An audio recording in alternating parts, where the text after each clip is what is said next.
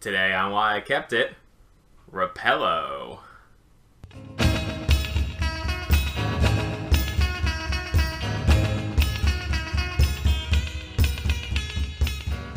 Repello is a very neat abstract strategy game, and one that I'd say is borderline obscure. I don't think most gamers I know have heard of Repello or played it or have any feelings on it.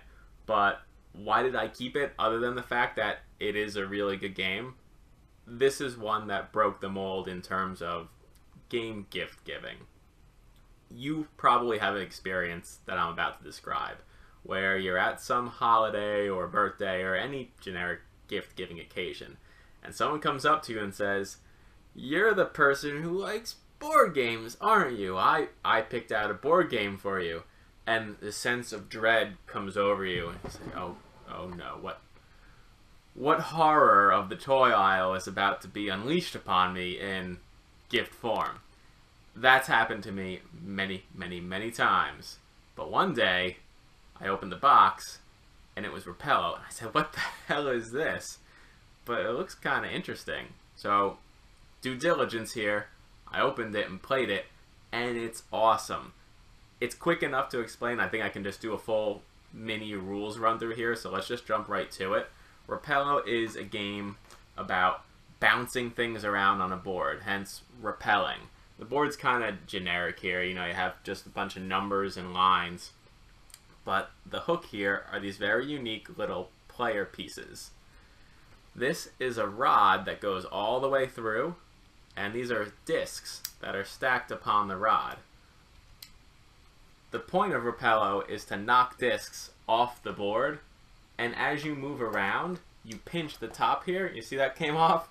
As you pinch the top when you move, you're supposed to drop a disc off in the spot that you left. And the number of the spot that you started on indicates how many spaces you have to move.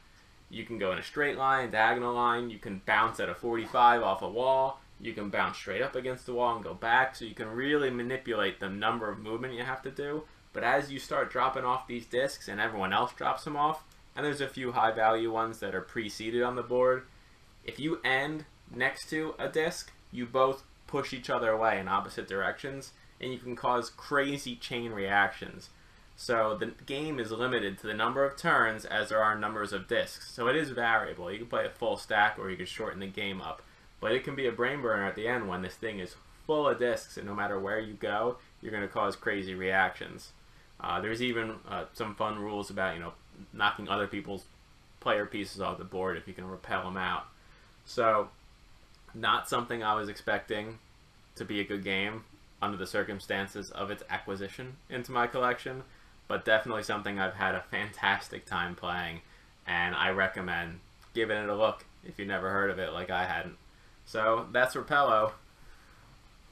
I think you might be able to tell I have a little bit of a love for the abstract game here. I've done a good handful of them in this first 20 or so episodes, and that probably won't stop, although maybe I'll run out at some point.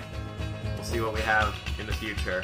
Until then, the only way to find out, keep watching the videos, hit the subscribe, hit me up on Twitter. Thanks for watching, everybody. Have a good one.